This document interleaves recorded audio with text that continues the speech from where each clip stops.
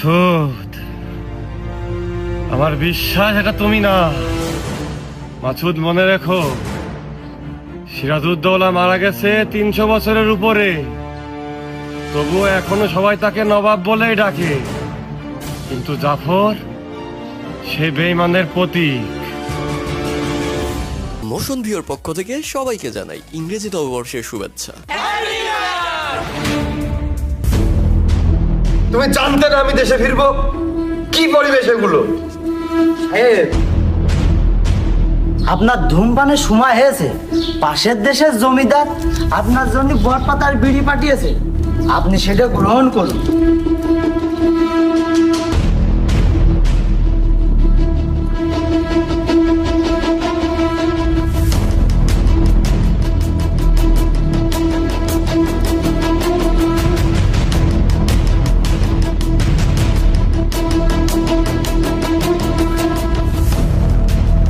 আসলে মাছুদ, তোমাকে যে জন্য রাখা, আমার সেই কাজটাই যদি না হয় তোমাকে রেখে কি লাভ? বাসা বাড়ির এ কি অবস্থা, কি নোংরা পরিবেশ এগুলো! নিজের দায়িত্ব বোঝো না? তুমি এক কাজ করো, গ্রামের ভিতরে গিয়ে একটা কামলা খুঁজে নিয়ে এসো, ওকে দিয়ে বাসা বাড়ি পুকুর পাড় চারপাশটা সুন্দর করে পরিষ্কার করে নাও। যা পাওনা হয় আমি মিটিয়ে দেবো। আসলে ভাই, আমি তো বুঝতে পারিনি আপনি এই যে দেশের বাইরে ছিলেন, যে আপনার এই বাড়ির আশপাশ যে একটা গাছেও তো আমি সেভাবে পৌঁছ দিই না আপনার অনুমতি ছাড়া, এক পা নড়েও না তো বাড়ির ভিতরতে। এখন আপনার অনুমতির অপেক্ষায় ছিলাম, কি দিয়ে কি করলে ভালো হবে না এইটাই জানাচ্ছিল আপনার থেকে। আপনি যখন দেশে চলে গেছেন তখন আমি যাচ্ছি ভাই গ্রামের ভিতরে, যাই একটা সুন্দর দেখে কাম লাইনে কাজটুক করিয়ে নি। আপনি বসে থেকে থেকে দেখেন নিজে চোখি। মাছুদ, রান্না হয়ে গেছে, খেয়ে যেও। আর রেজাউল, তুমিও খেয়ে যে।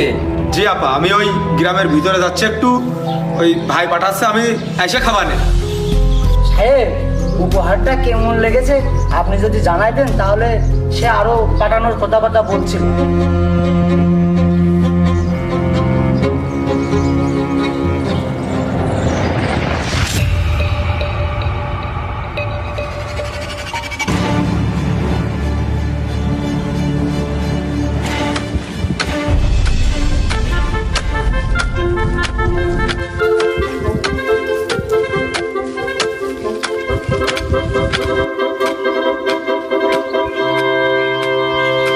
কুরবান সাহ, কাজ করতেছো নাকি?